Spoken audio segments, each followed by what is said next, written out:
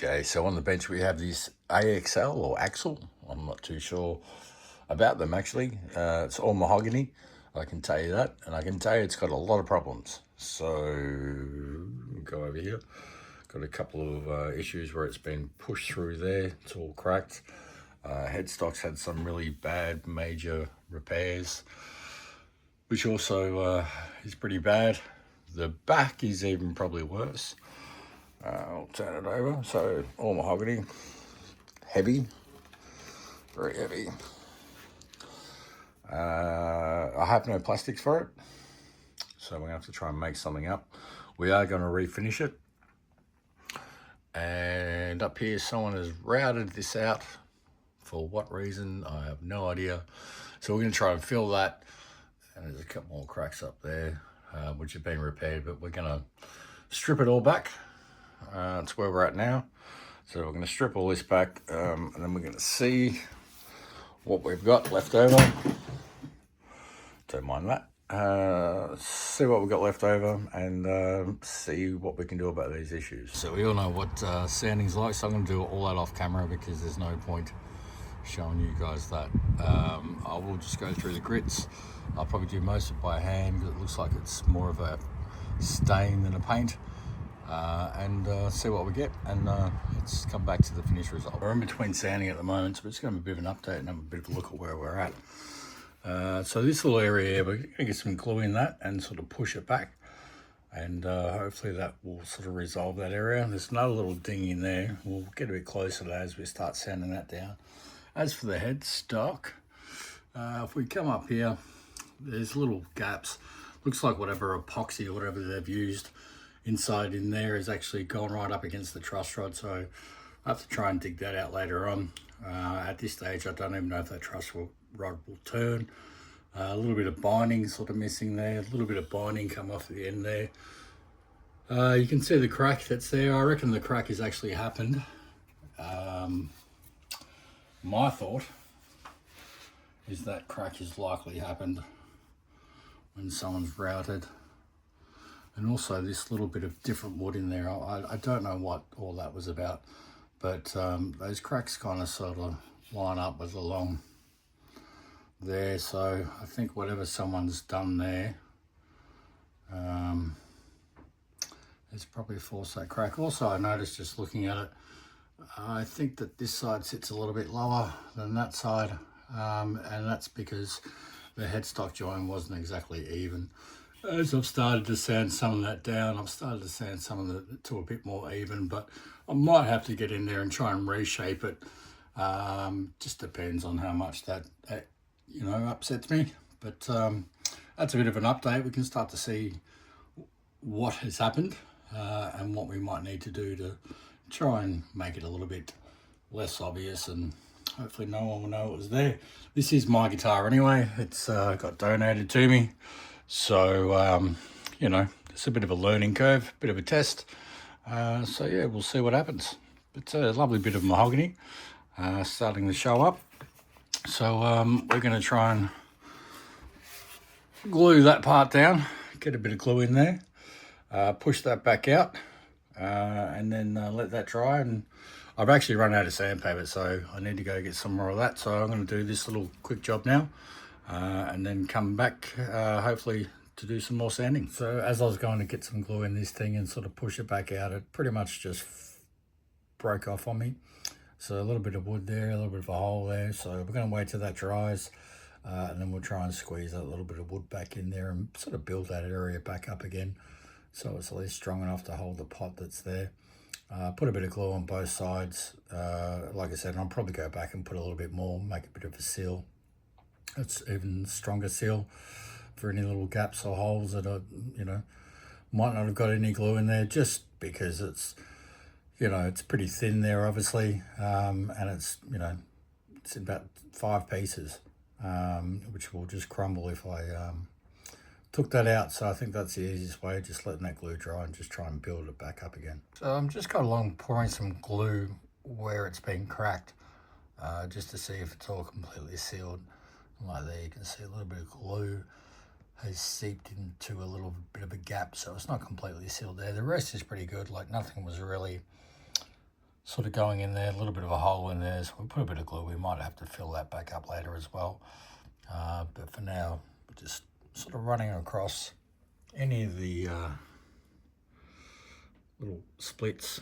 Just put a bit of glue in there just to stop it from splitting even more. Left a lot of glue there because I really want that. I'm going to sand that area down anyway. I've got to sand the whole guitar down, so I'm just going to leave as much in there just to get as much of a tight bond that I can with the areas within, because it literally is like about 5 different pieces, and I'd end up with a big hole in my guitar, and it's very thin in that area there. So for now it looks a bit messy, but we'll come back.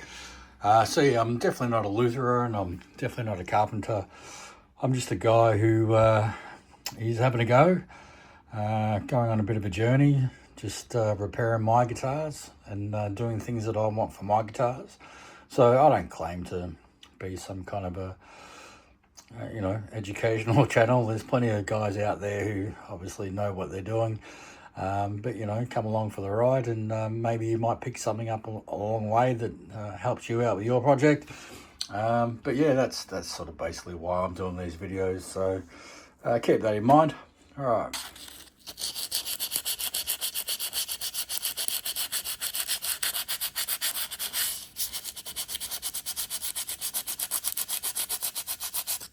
So as I've just turned that guitar over to show the neck, a lot of the sawdust that was gone through the hole has sort of popped back in on the glue, which is kind of what I want. I want a bit of that sawdust there to try and sort of fill any of those little gaps, as we mentioned. Bit of the genuine mahogany sawdust keeps it original, kind of, sort of, not really. So here we are with the AXL or AXL. So we've taken it all back to wood. What we've done over here, we've just filled a couple of little holes, small holes for the pickups that we're in. We've literally just put glue and some of the sawdust from mahogany. So we've done that, which is exactly same we've done up the top there. Obviously we're going to sand all that down, but there's a little bit of a gap in there from the resin or whatever they've used to fix that headstock. And we've done this same principle at those little two bits there. And that one there was, I've already sort of sanded down. I did that one, but it was just a little bit of a, gonna focus. It was a little bit of a an indent still, so I put a little bit more, and like I said, we'll sand that back.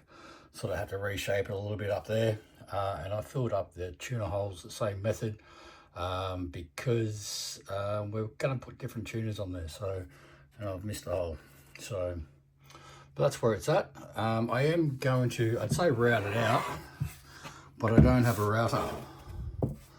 This is the Poor Man guitar modifications, so I'll probably have to just, and it's not too much, just a little bit over here to chisel out to actually fit P90s. So this will be my P90 Les Paul copy, and we've got our paint that's just come through. We're going to give this a go, and I'll find the, let me find the color. This is our little color chart that we've got with our sprays that we've been experimenting on. So this is the color there, so it's going to be like a reddy brown, which is pretty similar to the stain that I kind of had on it. So, but that's what we're going with, or going for. As for this guy, we've had a bit of work on this one. So we've sort of filled up any little cracks and stuff that we've sort of had. We've sort of got it all the way back. I'm just going to turn it over. So here's our, I mean, it doesn't look pretty, but it's quite smooth, and it's done the job of what I wanted. So that neck is all nice and smooth. I was going to paint it so you wouldn't see it, but now I'm just might even just live with the fact that it is there, because I don't really like painted necks. So I'm probably just going to stain it, and of course that's going to show, but it is what it is. So I did just fill it with glue and wood, some wood shavings, and then just sort of sanded it back, and then sort of rinse and repeat. Did it a few times until it sort of filled up the areas, and then when that was sort of filled, there was a little bit of a dent over here, and then I just kept doing it, kept putting a little bit more glue, a little bit more sawdust, and went back. And as I was sanding it down, I tried to use some of the original mahogany dust in there. Otherwise, it was probably just a bit of ply. So there's probably a little bit of a blend of both in there. Probably even see it. But again, it kind of looks like shit, but it's effective. It's strong. It's sealed. And yeah, we're probably going to stain this guy up. I was going to paint this one as well, but I'm unsure. So let's see what we got in the next video. I might even try and stain it. Some of these other bits might show up, but if that doesn't work, again, I might just paint it, but I'm not too sure. We'll see what happens with this one. An update on this one. I'm giving it a few coats. Gave it a couple of coats of nitro. I'd probably like to give it a few more, but I'm out of nitro, so that's going to have to do it. Yeah, I don't mind it. It is a little bit orange peely, as you can sort of see. That's sort of the way that graffiti paint kind of works. Also a little bit different to, you know, the other guitars and styles and colours and finishes that I've sort of got as well. So I sort of went with it. I didn't bother about sort of sanding it back a bit, and so I sort of went with a bit more of that textured kind of look for this one. I was going to initially put P90s in this, but I've changed my mind. So there is another build that I'm doing, which is a Elector, and I'm going to actually put the sort of 70s pickups that are in that Elector. So we're going to end up putting that in this one eventually. So that's what we're going to do, because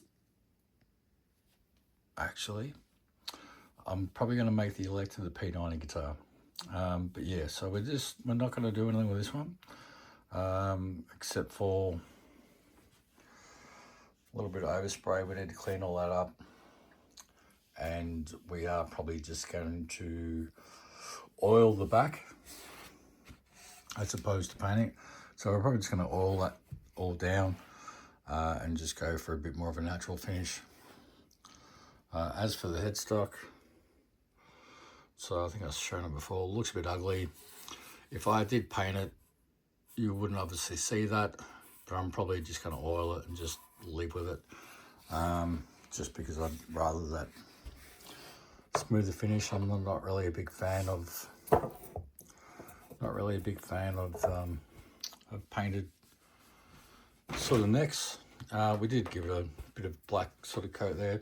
Again, a little bit sort of textured in the black, so I probably will sand that down. That hasn't had any nitro on it, so I probably will sand that down a bit to, you know, might even repaint it again just to get a bit more smoother of a finish. But yeah, that's how we're going with this AXL guitar. So this is our AXL. We've just stripped it all just so you can sort of see it. So again, this is the end of part one.